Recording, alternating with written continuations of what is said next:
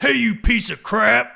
What? How'd you like a real knife for a change? Instead of whatever that titanium boutique bull turd is you're carrying to open inter-office correspondence at your desk. Do some work for a change. Check out the Broken Skull, endorsed by the Texas Rattlesnake, Stone Cold Steve Austin. Featuring 4 inches of S35VN Super Steel for under $100. What? A kaleidoscope of expressive yet badass grippy G10 handle colors. What? The kick in the nuts power of a triad lock. What? A jacked AF ambidextrous stainless steel pocket clip. And they call it the Broken Skull because it comes in at a skull crunching.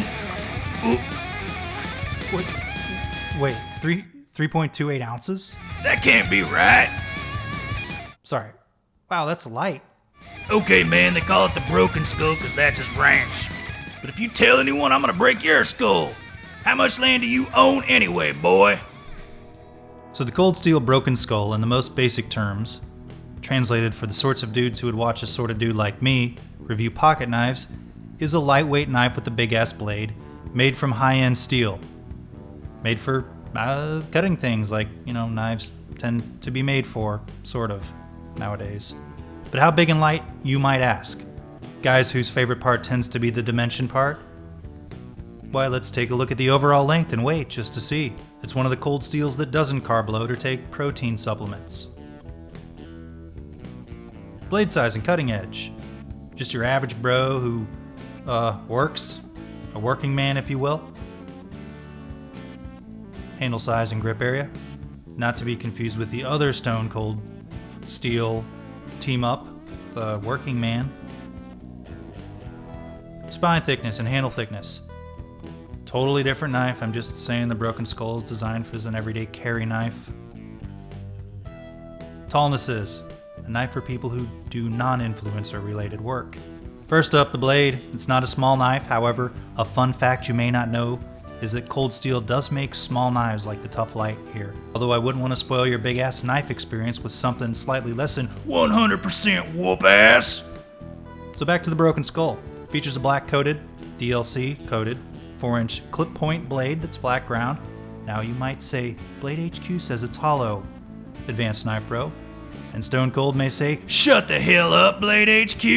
I'm sorry I don't have a great Stone Cold impersonation, sounds a little too much like my tactical voice. So I slid into a DM with CS and they confirmed my eyes were seeing a flat ground blade. Now, the old blade used to be made of cts-xhp, but now it's been upgraded to S35VN. Both are great steels, but I did see some internet complaining of people who love cts-xhp. Well, Cold Steel couldn't get it at the prices or the availability they wanted, so they switched to S35VN. If your idea of a good time is reading internet forums, you can Google S35VN versus cts-xhp like I did, or you can also just watch the Cedric and Ada shootout between the two steels linked at the end of this video and in the description. Both Cold Steel knives with different steels. XHP holds its edge a little longer and S35VN is more rust resistant. It'd be nice if the Broken Skull were available in an uncoated blade. Hint, hint, because it's more corrosion resistant now. But anyway, clip points are a very useful blade shape because of their piercing ability when skinning possums. The handle and lockup. The Broken Skull is so light mostly due to its handle design. It's fairly thin-handled and linerless. The triad lock is sandwiched between 2 slabs of grippy G10. The blade and the triad are made of steel, and the rest is made of, G10, which is a fiberglass sort of substance, or is a fiberglass substance, and it's strong and can be textured to reduce slippage. A thin handle rides in the pocket nicer than a thick handle, but some bros prefer big, thick handles on their knives, often called a palm swell. So the handle's made of G10, and on the bottom edge of the handle, the knife is a little edgy, I guess you would say, for lack of a better word, so you might want to knock it down with a touch of fine grit sandpaper. The triad lock is the what the hell do you want lock of knife locks. It takes a pounding and whoops all the other locks' asses, especially knife locks named Vince McMahon's. And after that, it proceeds to drink all the beer in their fridges and burns down their houses. Metaphorically speaking, of course, because assault, arson, and drinking beer that isn't yours are all crimes. Triad locks are stiff to disengage, but are basically as reliable as the stunner at shutting all the shit talkers down. I'm sorry, I don't know what any of this really means other than I've been watching a lot of Stone Cold on YouTube. So flick it open with the thumb stud, mash the damn button down with your thumb, and give it a little bit of a flick downward. Truth be told, I've been breaking the lock for a few days now, and I loosened the pivot just like maybe a quarter of a turn or less. Put a few drops of a pivot enhancer to get it to fall down better. Since all the steel parts are coated with black paint, it does take a little usage to get it broken in and rub off some of the paint. Sorry, DLC. The pocket clip. Let's set the scene. It's the 1996 King of the Ring tournament, and your pocket is Jake the Snake, and Stone Cold is the pocket clip. Now, normally the assistance of Gorilla Monsoon is needed to break apart these two objects, but a good hard tug will do in this case. You could run a touch of sandpaper under the clip, or remove it and do some bending to get it a little less tight, or just deal with it like a man and not worry about messing up your fancy little clothes, okay? The knife can be configured to the right or left pocket in a tip-up fast deployment, tactical as hell configuration. Comparisons. First up, a big old can of whoop ass. However, it's a light, sort of compact for its size can. A manageable can of whoop ass, if you will. Good for large hands, medium-sized hands, and even small hands if you don't whine about every little thing that you come across. The G10 has a nice grippy hand feel, even in the blood of your foes. Alright, AD-15. The AD-15 is a pretty cool knife, much heavier though, like over twice as heavy, and the Broken Skull technically has the longer blade and a strong lock, which would come in handy when wrestling wild hogs to the death for your dinner. For most people, the Broken Skull is the best choice, although the AD-15 looks cooler. A lot of the Broken Skull's ability comes from the point multipliers the blade gets when the words Broken Skull, Cold Steel, and Steve Austin are all used on the blade at the same time. Sorry AD-15, now the Tough Light, small and legal a lot more places because of its blade size. It's good compact everyday carry. Maybe you're opening envelopes and packages. There's nothing wrong, it's honest work. So you bring a knife like this to keep from frightening the co-workers. Now the Benchmade Mini Onslaught. This one's okay, still nice. The handle is a little smooth and awkward, not bad. Very snappy deployment and closing because of the axis lock and the finger hole, spider hole. Sorry, not the spider hole, the bench hole. Figured I needed something else other than a cold steel in the cold steel video. What else? The Cold Steel Spartan. I don't know which sounds more tactical, honestly. Broken Skulls or Spartans. I prefer the Broken Skull's functionality.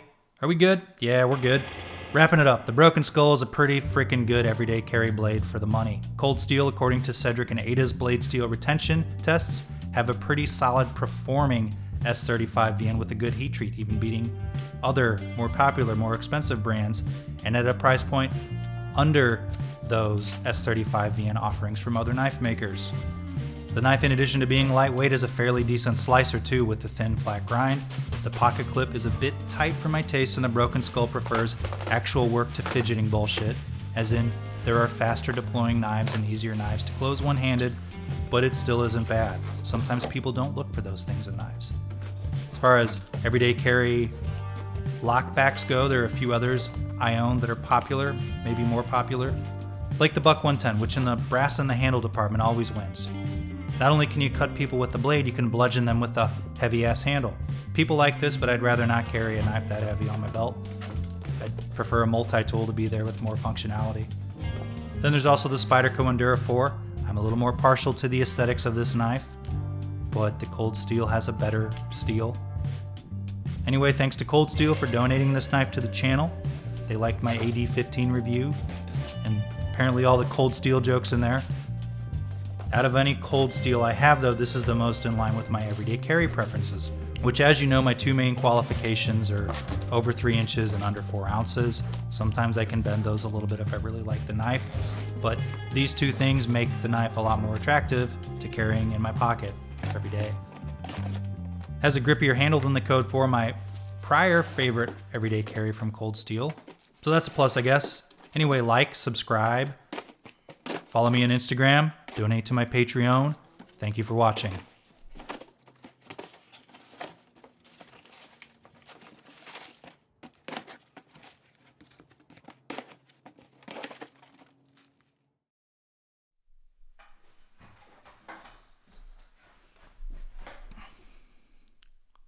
Check out the Broken Skull, endorsed by the Texas Rattlesnake. Check out the Broken Skull, endorsed. Check out the Broken Skull, endorsed by the Texas Rattlesnake, Stone Cold Steve Austin.